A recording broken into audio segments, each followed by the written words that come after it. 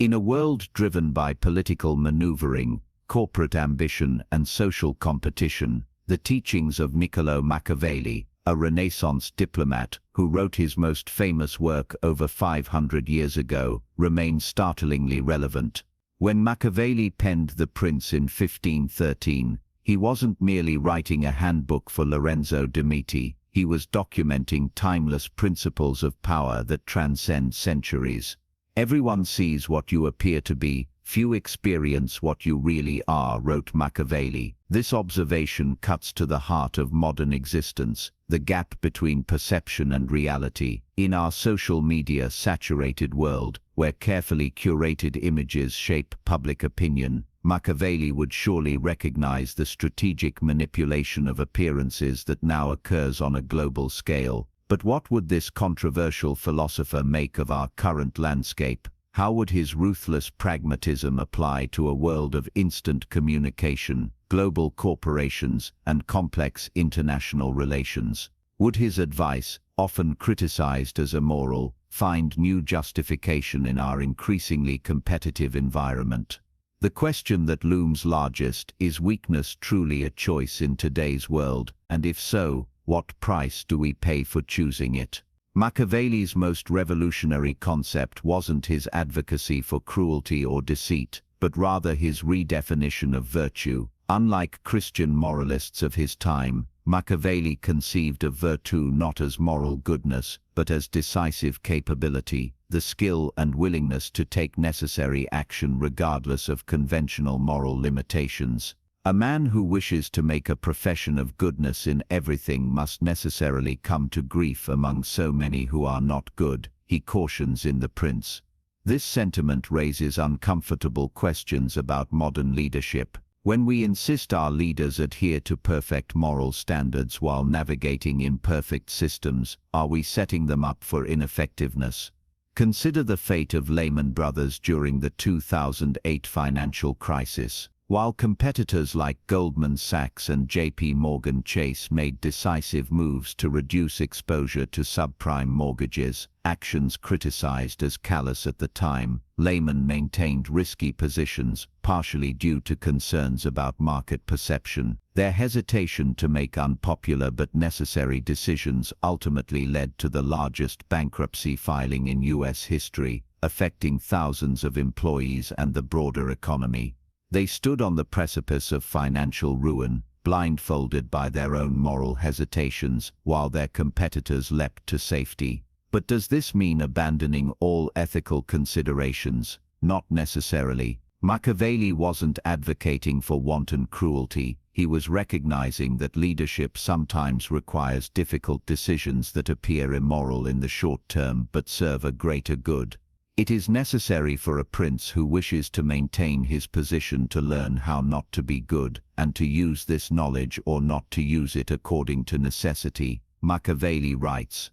The key phrase here is according to necessity, suggesting ethical flexibility rather than ethical abandonment.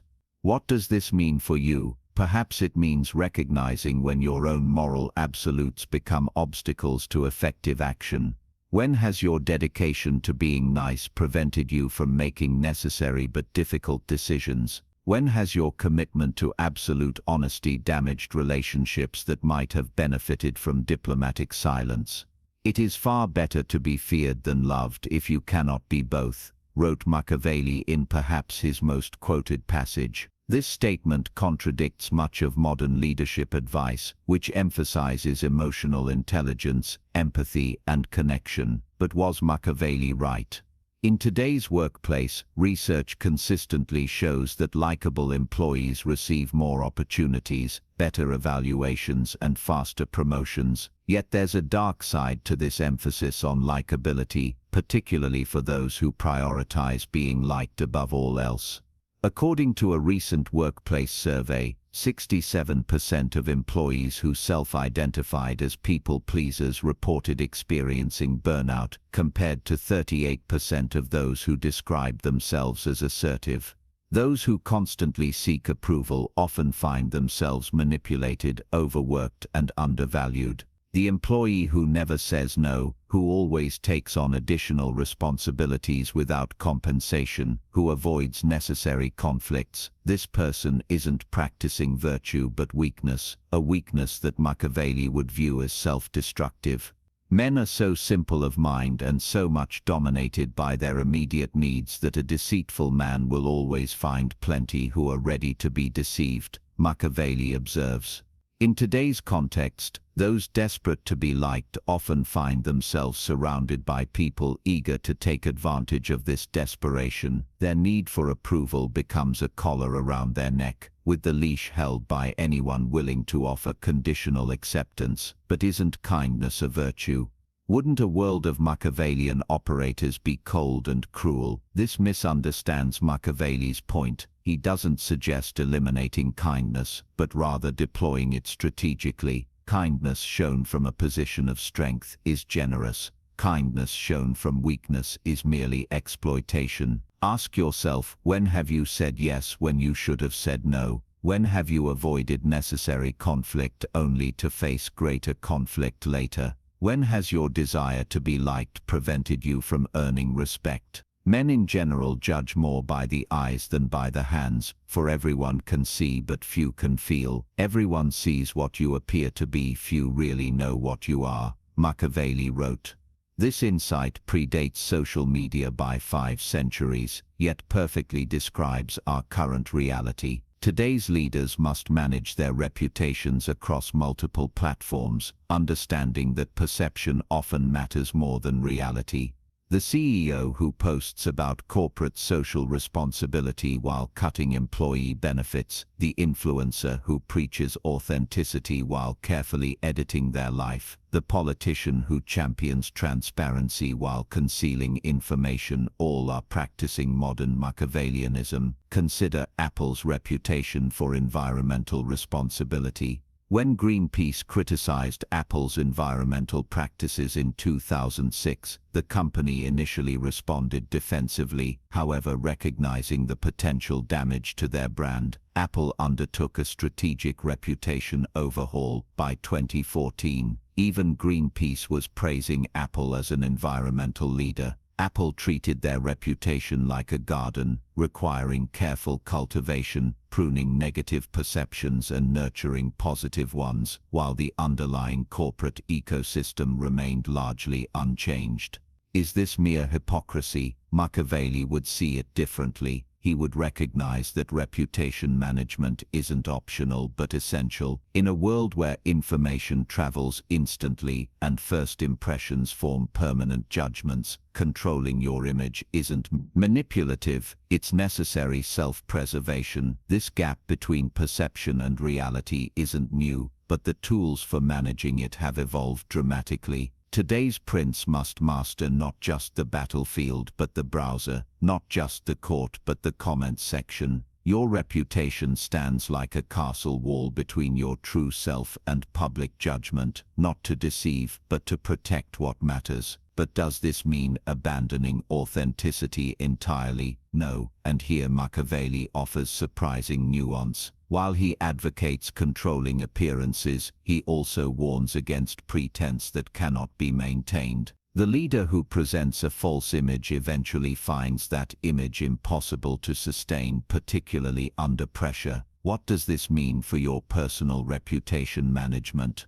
Perhaps it suggests being strategic rather than deceptive, understanding what aspects of yourself to emphasize in different contexts isn't dishonesty, it's social intelligence.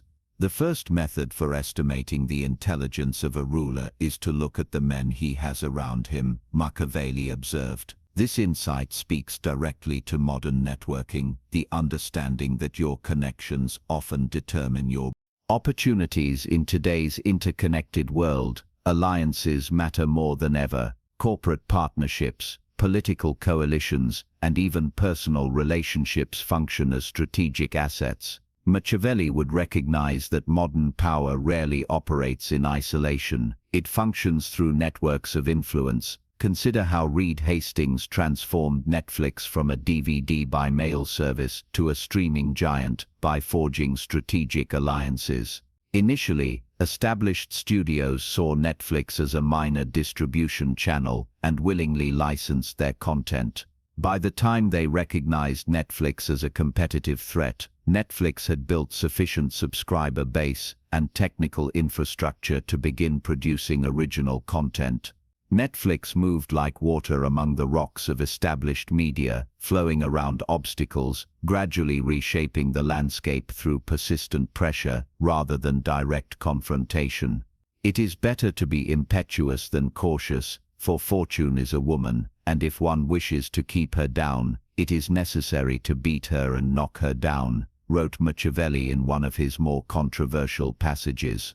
Setting aside the obvious sexism of his era, the core insight remains valuable. Bold action often succeeds where careful hesitation fails. But what about enemies? Here Machiavelli offers perhaps his most counterintuitive advice: never do an enemy a small injury.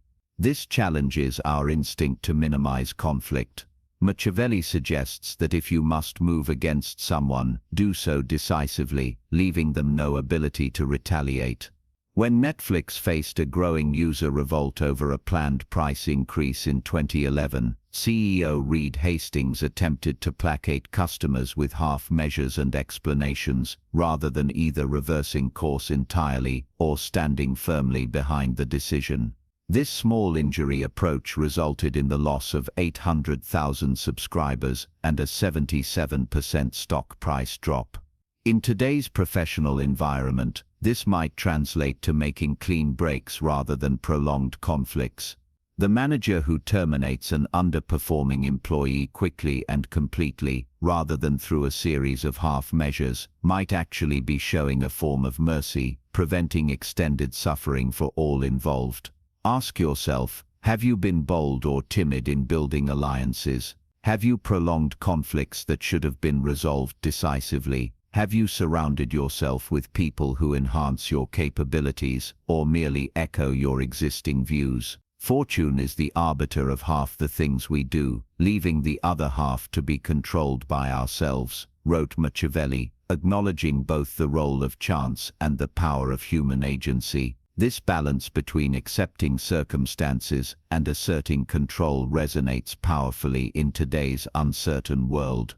Machiavelli would recognize today's emphasis on resilience and adaptability as modern expressions of his concept of virtue, the capability to respond effectively to changing circumstances.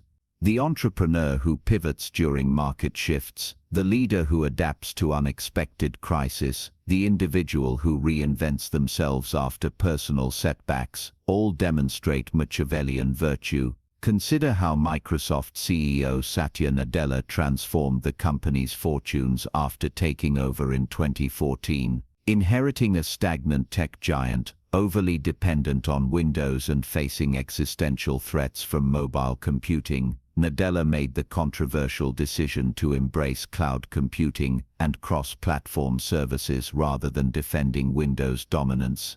Like a skilled sailor, adjusting to changing winds, Nadella didn't fight the technological currents, but redirected Microsoft's course to harness their power.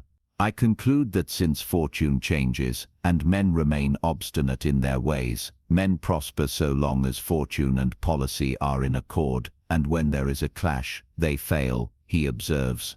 This insight challenges both fatalism and arrogance, the belief that we are either entirely at the mercy of circumstances or completely in control of our destinies. Consider how modern success stories often combine preparation with opportunity, the overnight success who actually spent years developing skills, the lucky break that came after persistent networking, the fortunate timing that resulted from careful market analysis. All these reflect Machiavelli's understanding that fortune favors the prepared. But what about genuine misfortune? Here Machiavelli offers harsh but practical wisdom. When the event cannot be avoided, one should welcome it. This stoicism suggests focusing energy not on lamenting bad luck, but on responding to it effectively. Ask yourself, when have you blamed circumstances for failures that resulted from your own rigidity? When have you failed to prepare for foreseeable challenges? When have you missed opportunities because you weren't positioned to seize them? A prince should therefore have no other aim or thought, nor take up any other thing for his study, but war and its organization and discipline, wrote Machiavelli. While literally advocating military preparedness, the broader principle remains relevant. Leaders must master the core challenges of their environment. For today's leaders, these challenges rarely involve literal warfare, though military metaphors pervade business language. Instead, they involve navigating organizational complexity, technological disruption, and human psychology. The modern prince must understand not just strategy, but systems, not just power but people. When Alan Mulally became CEO of Ford in 2006, the company was losing billions and headed toward bankruptcy. Rather than using traditional cost-cutting as his primary approach, Mulally instituted a radical transparency system where executives publicly reported problems in weekly meetings using color-coded charts. When he applauded the first executive to show a problem metric rather than punishing him, the culture rapidly changed to one of honest problem identification and solving. Mulally recognized that fear functions like quicksand in organizations. The harder people struggle to avoid it, the deeper they sink into dysfunctional behaviors. Machiavelli would recognize that today's effective leaders combine technical competence with psychological insight. They understand both the metrics that drive performance and the motivations that drive behavior. They recognize that leadership requires both analytical skill and emotional intelligence. Men are driven by two principal impulses, either by love or by fear, Machiavelli observed. This psychological insight informs modern leadership theories about intrinsic and extrinsic motivation. The leader who understands when to inspire and when to establish consequences practices Machiavellian wisdom. But would Machiavelli approve of today's emphasis on collaborative leadership? Perhaps not entirely. While he would recognize the value of building consensus, he would caution against diffusing responsibility too broadly. A prince who is not wise himself cannot be wisely advised, he warns, suggesting that ultimate responsibility remains with the leader. Consider how modern organizations struggle with decision-making. Committees, working groups, and collaborative processes often produce compromise rather than clarity. Machiavelli would likely advocate for clearer lines of authority, not to enable tyranny but to enable action. Ask yourself, have you hidden behind consensus when decisive leadership was needed? Have you prioritized harmony over effectiveness? Have you mastered the core challenges of your environment, or merely delegated understanding to others? The ends justify the means is often attributed to Machiavelli, though he never wrote those exact words. His actual position was more nuanced. He recognized that leaders sometimes must act in ways that conventional morality condemns, but he didn't advocate for unlimited amorality. In today's world, ethical complexity has only increased. Leaders navigate competing value systems, balancing shareholder expectations against environmental concerns, efficiency against equity, innovation against stability. Machiavelli would recognize that moral purity is rarely possible in such environments.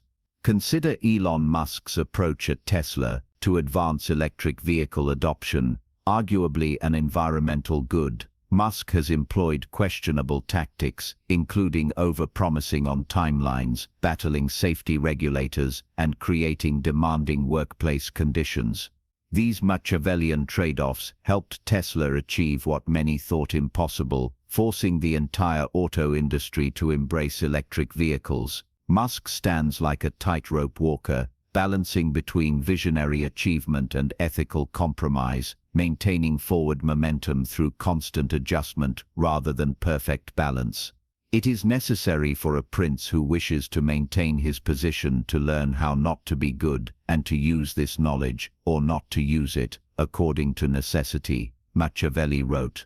This suggests ethical flexibility rather than ethical abandonment. understanding when principle must yield to pragmatism. Consider modern business ethics. The company that outsources manufacturing to reduce costs may improve shareholder value while harming local communities. The tech platform that maximizes engagement may increase revenue while damaging social cohesion. These trade-offs have no perfect solutions. They require judgment, not moral absolutism. But does this mean abandoning all ethical constraints? Machiavelli would say no. He understood that completely amoral leadership ultimately fails because it destroys the social trust necessary for functioning societies. The leader who betrays too often soon finds no one willing to be an ally. Men sooner forget the death of their father than the loss of their patrimony, Machiavelli observed, recognizing that certain violations, particularly those affecting material interests, create permanent enemies. The modern leader who ignores this wisdom may win short-term advantages while creating long-term opposition. Ask yourself, when have you hidden behind absolute principles to avoid difficult ethical judgments? When have you justified means that weren't truly necessary for the ends you sought? When have you failed to consider the long-term consequences of expedient decisions? 5 centuries after his death, Machiavelli continues to challenge our comfortable assumptions about power, leadership, and human nature. His insights remain relevant, not because the world has grown more cynical, but because human dynamics remain fundamentally unchanged. The essence of Machiavellian wisdom isn't cruelty or deception, but clear-eyed realism. It's the recognition that the world as it is often differs from the world as we wish it to be, and that effective action requires acknowledging this gap.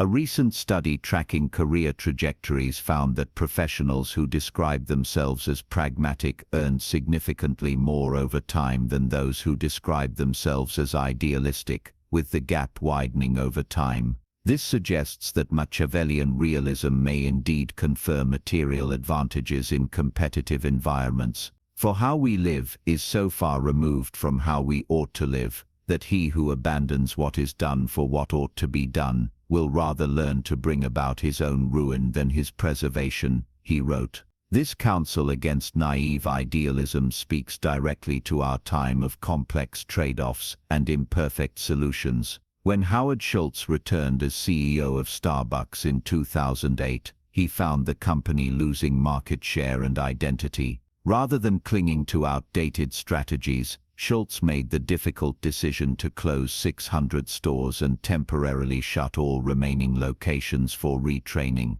This willingness to take decisive action revitalized the company. What would Machiavelli advise for personal strategy today? Perhaps these principles recognize reality without being limited by it, cultivate strategic flexibility, balance idealism with pragmatism, build power through competence rather than manipulation, manage your reputation strategically. The ultimate Machiavellian insight might be this: power is neither inherently corrupt nor inherently virtuous. It is a tool whose moral value depends entirely on how it is acquired and applied. Like a sword, it can defend or destroy, its purpose determined not by its existence but by the hand that wields it. Where the willingness is great, the difficulties cannot be great, wrote Machiavelli, offering a final note of optimism. For all his reputation as a cynic, he ultimately believed in human capability, in our power to shape circumstances rather than merely respond to them. In a world that often rewards weakness with exploitation and strength with opportunity, Machiavelli stands as a brutal but necessary reminder: your choice between power and powerlessness determines not just your personal fate, but your capacity to affect the world around you. The question isn't whether to seek strength, but how to wield it once obtained. If you found these insights valuable for your own journey toward effective action in a complex world, please take a moment to like, share, and subscribe. Your support helps bring these timeless principles to others seeking to navigate today's challenging landscape with wisdom and clarity. Join our community of modern Machiavellians who understand that true strength lies not in domination, but in the capacity to shape a better future for ourselves and those who depend on us.